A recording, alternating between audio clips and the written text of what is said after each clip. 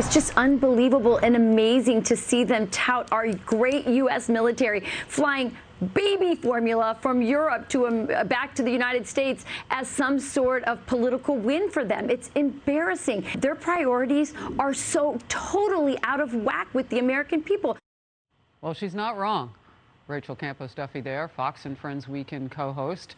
She went after, on this very program, the Biden administration as Europe is bailing America out of the baby formula crisis.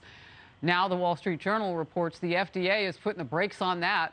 It started confiscating large amounts of formula that's coming from Europe for reasons such as non-English labeling, like Americans wouldn't be able to follow the directions. Somebody could translate that for us. We have Google. Scoop sizes. What the American government can't fix that. They can't send along a couple of appropriate scoop sizes. They've got warehouses full of backup. Maybe the formula has expired, but the scoops haven't. And storage safety. Oh, my list is long.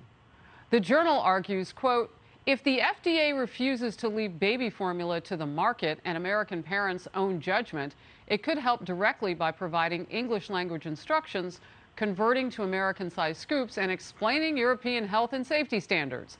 The approach carries its own risks, but isn't it better than seizing and destroying thousands of pounds of baby formula in the middle of a national crisis? Well, of course it is. I didn't realize they were going to ruin all of it. Jason Rantz, Seattle radio talk show host. You couldn't make up the part where they're completely incompetent when it comes to this. No, and you know what, this really does shine a spotlight on the difference between how a Democrat and a Republican would approach this, right? You have Democrats who are all about the regulations, over-regulating. They think that they know best no matter what, and they will never take their eye off of trying to regulate something. And then you have the Republicans who certainly understand that regulation has a role, and it should have a role. But at some point, you look at an emergency and you question whether or not the regulations are getting in the way. When you have someone who is a supporter of business, maybe thinks like a business person would, what would you immediately say when told, well, some of the labels aren't in English? Okay, let's print some in English and just literally put them on the formula packages and send it out, or give the instructions. Google it, go online. There are so many ways to do it, and parents are smart enough to be able to look this up. They obviously don't want to hurt their kid, and so the parent will go and find the information that they need. There are so many easy ways around this problem, and yet instead of attacking it, we just have a photo of a shipment of baby formula on a plane, and we're like, yeah, we just did it. We just single-handedly cured what ails us. And clearly they're not doing what they need to do. And I want to make it clear, when I say Google it, you can speak into your phone and go to a site that goes from one language to the other, and it will spit it out in English. It's seriously that easy. I'm not saying go to Google to figure out how to feed your baby. Go to Google to get the instructions translated.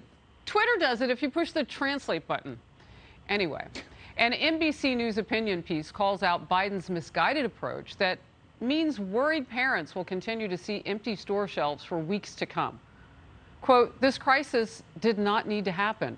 The same companies that make formula in this country have plants in Europe where there are no shortages. The shortage became a crisis before the government adopted temporary measures that only nip at the edges of the problem. The parents of America and their babies deserve better than that. Jason.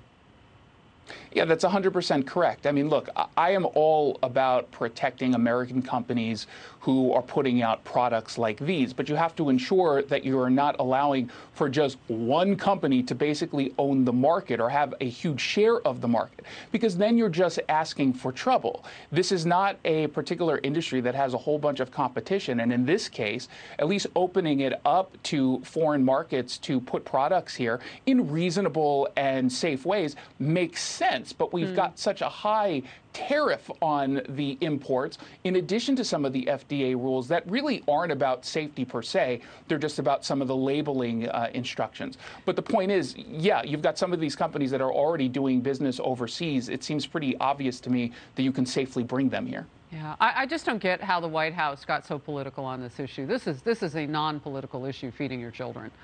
I mean, they turn everything political. Yeah, well, they've managed to. I mean, Biden is, in fact, the great unifier. He's brought Americans on opposite sides of issues and politics together over one unifying point. Feed our babies. Jason Rantz, great to have you in focus. Thank you. I'm Steve Doocy. I'm Brian Kilmeade. And I'm Ainsley Earhart. And click here to subscribe to the Fox News YouTube page to catch our hottest interviews and most compelling analysis.